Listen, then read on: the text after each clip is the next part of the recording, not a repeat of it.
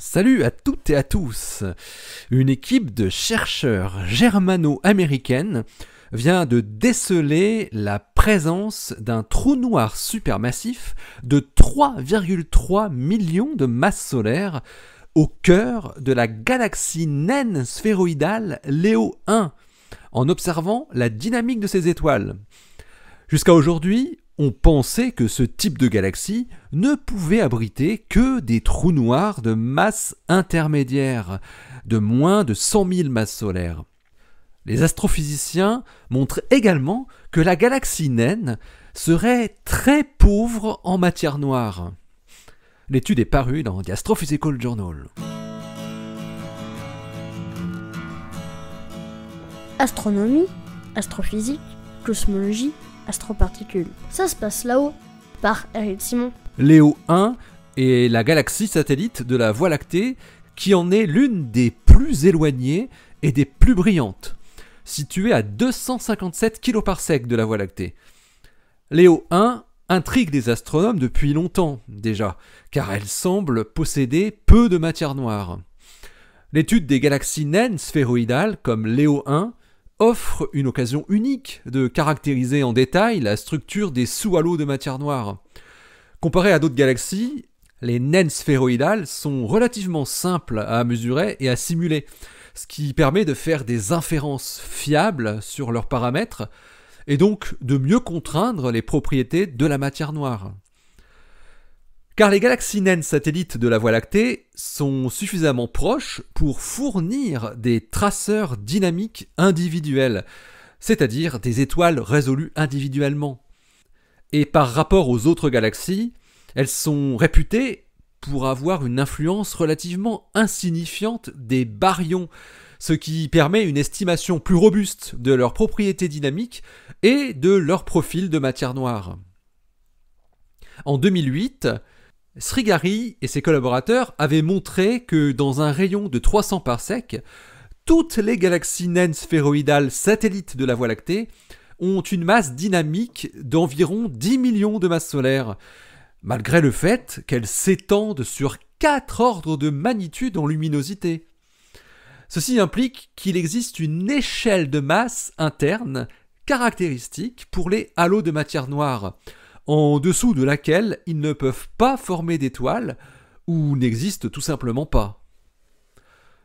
La nature de la matière noire a également été remise en question lorsque les simulations basées sur le modèle standard lambda CDM n'étaient pas en accord avec les observations des abondances des halos de matière noire et le profil de leur distribution au sein des galaxies.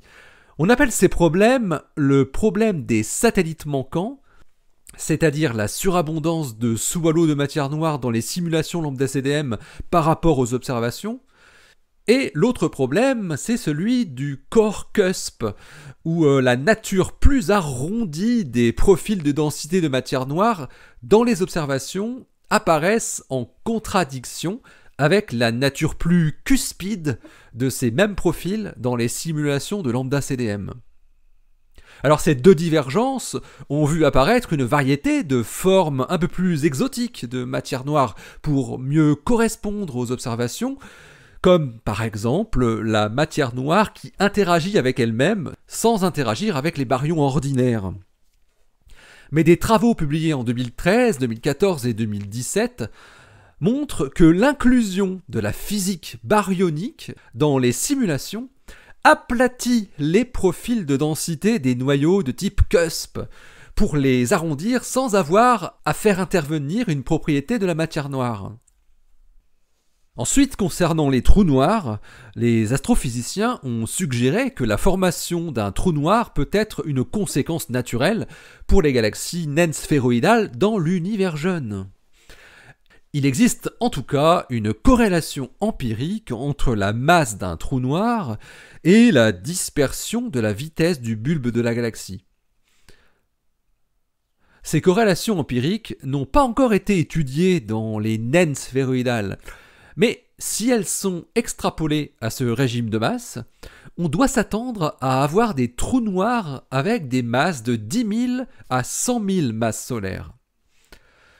En 2014, le théoricien Po Amaro Seoane avait suggéré, avec ses collègues, que les galaxies naines pouvaient abriter un trou noir beaucoup plus massif, s'approchant de 1 million de masses solaires, via des collisions multiples au sein d'amas stellaires compacts.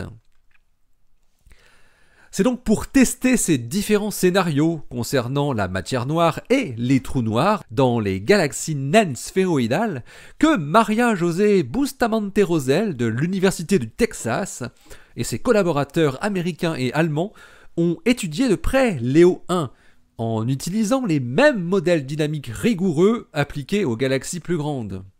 Des études de la métallicité, du mouvement propre et des mesures de vitesse radiale ont accumulé une quantité importante de données sur la galaxie Léo 1.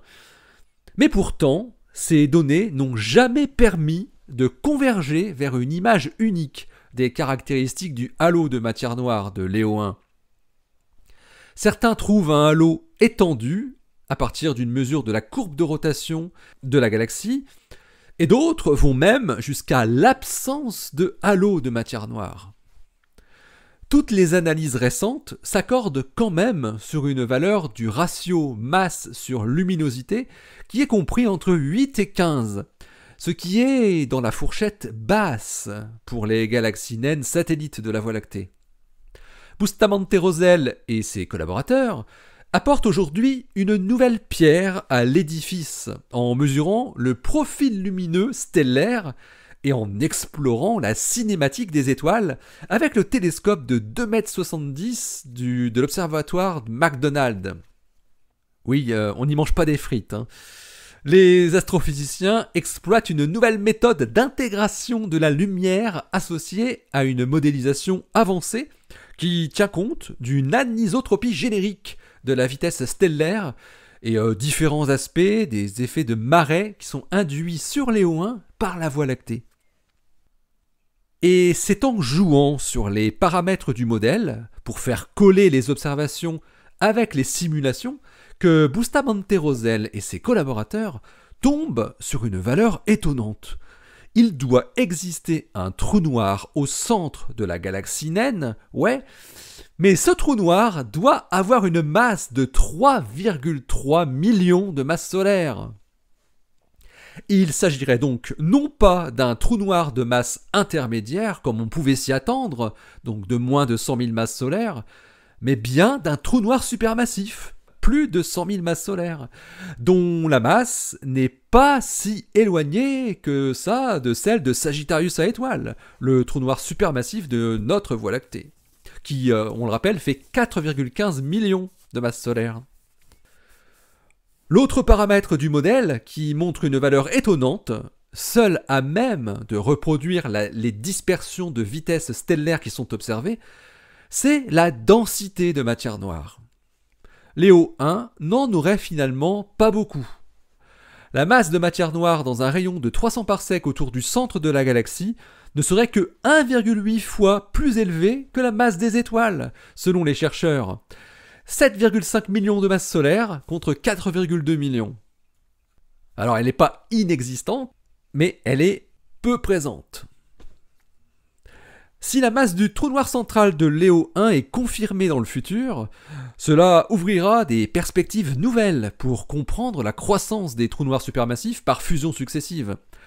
Si les galaxies naines abritent déjà des trous noirs de l'ordre du million de masses solaires, donc 10 fois plus massifs que ce que l'on pensait, il faudrait alors soit 10 fois moins de fusion galactique, ou bien 10 fois moins de temps pour former un très gros trou noir supermassif de l'ordre du milliard de masses solaires. À suivre donc, l'article de Maria José Bustamante Rosell et ses collaborateurs est paru dans The Astrophysical Journal, le volume 921, en date du 5 novembre 2021. Oui, c'était il y a déjà un petit moment. Il s'intitule Dynamical Analysis of the Dark Matter and Central Black Hole Mass in the Dwarf Spheroidal Leo 1. Allez, d'ici la prochaine, portez-vous bien, restez bien les yeux vers le ciel, pourquoi pas vers la constellation du Lion, c'est une bonne cible, et puis donc restez bien les pieds sur terre. Allez, salut.